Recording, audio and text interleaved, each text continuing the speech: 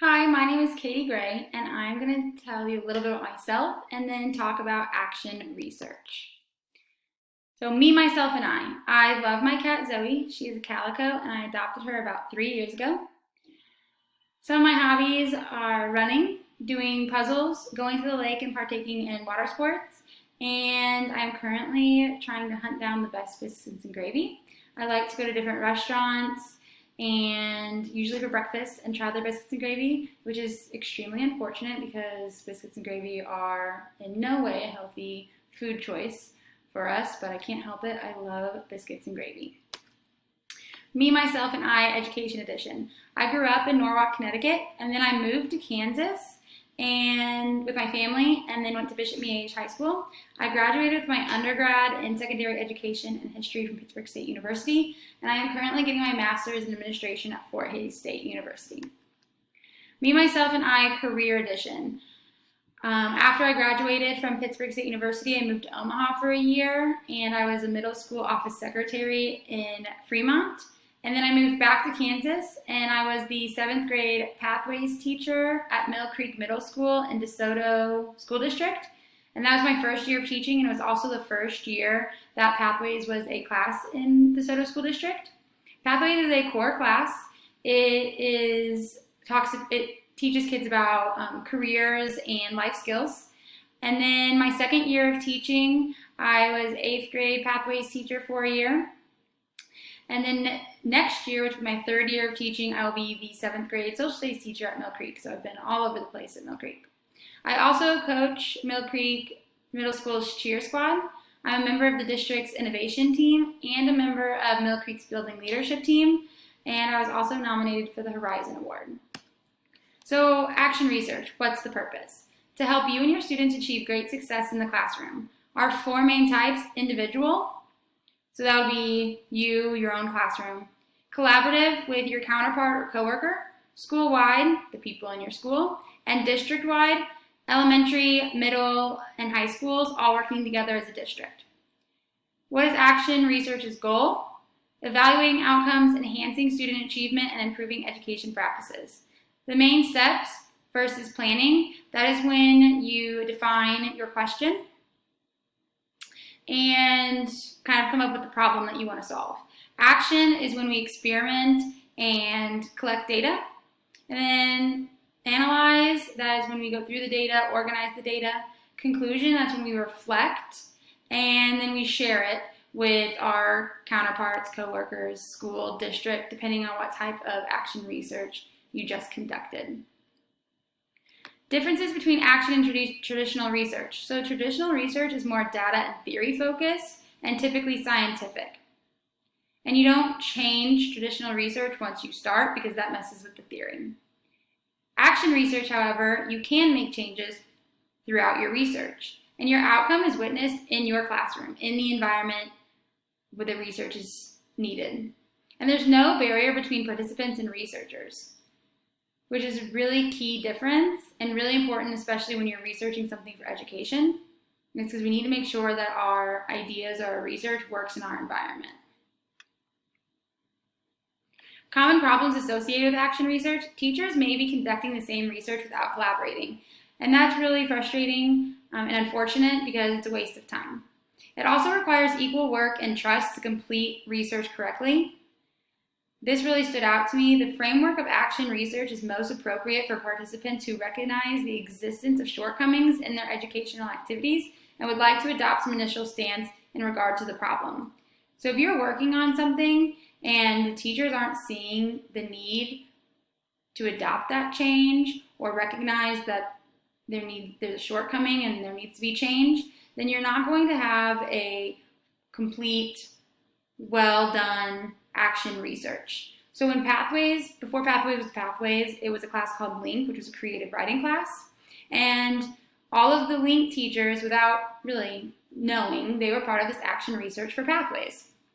And if we had Link teachers that, didn't see the value or the need for Pathways and hung on to that need for that Link class, then that action research would not have been done well or correctly, and there would have been loss of equality and trust on both ends, people who wanted the Pathways and people who want to link. So that's a really big common problem that we see, especially in districts, is that butting heads of, is this needed or not? And then ethical issues. Arnold talked about a lot of ethical issues, urgency to get your work done by a certain timeline, or maybe our school has an initiative that doesn't align well with what we want to try in our classroom for our research. He also mentioned that we want feedback from our students, and sometimes can feel guilty. Should I, give them even more work? They're already working on this, but I want to get their feedback from this. So should I give them that more work? So there's a lot of ethical issues that come into play when you're talking about action research. So improving my current teaching practice with action research. Like I said, I'm part of the innovation team, and basically what that is, our school went one-to-one with devices, so all the students have MacBooks, and this was the first year they had all of their MacBooks. Thank goodness with what happened fourth quarter. But so all of the students had their MacBooks, and the district recognized the need for a group or a team of teachers to work together to find ways that teachers can integrate technology effectively in their classroom and also manage their classroom with that technology. So I am one of the members of that team, and I can use action research to more effectively integrate the ideas and methods discussed with the team into classrooms. Conducting this research in an organized way will give me more valuable information to share with my coworkers, as well as improving my own teaching style. So the success and impact of action research on student learning. It improves the students' attitudes and behaviors. Students can see when teachers care and are trying to improve, their classroom or, feed into what the students need. And so even if they don't like our subject, if they see that, they'll at least respect it, and then in turn changes their attitudes and behaviors. Teacher performance develops expert teachers rather than experienced teachers, which I think is extremely important. And then also it helps you to learn more about a practice-based topic such as integrative teaching methods or assessment rubrics, teaching through technology, or learning through the physical campus. Critique. This stood out to me. I was about to conduct what is known about action research, although I didn't learn this until my project was underway. I think a lot of teachers are constantly conducting action research without realizing it. I know I was, being part of the innovation team and then pathways for those first 2 years of teaching. I was constantly putting together ways to experiment what works and what doesn't without realizing I was doing this action research. And now that I know how action research goes, it's going to be extremely beneficial in the future because I'll be able to do it more effectively. And then letting students know about your research. I kept running into this in multiple of the readings. I think that is very valuable to let students know about your research, and something that would have crossed my mind originally. But our students are our biggest critics, and they're brutally honest, and they will give us feedback and honest feedback. And especially if you're working with elementary and middle school kids, they like to help. So they would be more than happy to give you back feedback. Or if you need help with your research and they can help you, they will. They like to help and get involved, especially with their own education. So school conducted action research. Like I said, my district went to one-to-one this year.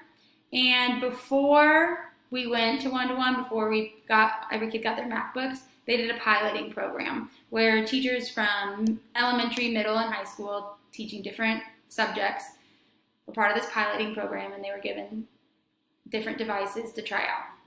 And this compares to the research that I have read about action research, because the district didn't just listen to Apple, and Apple said MacBook's the best for X, Y, and Z reasons. The district removed the barriers from participants and researchers and had the teachers be the researchers. And then they didn't just give them MacBooks, they gave them Chromes, iPads, and MacBooks and said, experiment with these devices, collect your data, and then every so often they would get together in a group and reflect between what worked well with what device and what didn't and why, and what overall will benefit the district the most. And I think they just did great job with using action research, and it compared really well to what I've researched because of the reasons that I just stated. So this supports the educational success and well-being of each student regarding the following components, because action research uses data, design, implementation, and evaluation as part of its process.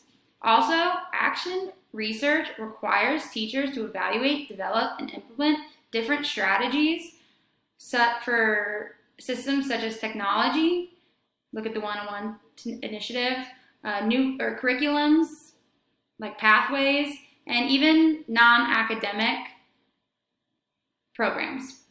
Action research also encourages teachers to work collaboratively to evaluate, develop, and implement things into the school or into your content. These are my references, and thank you for watching.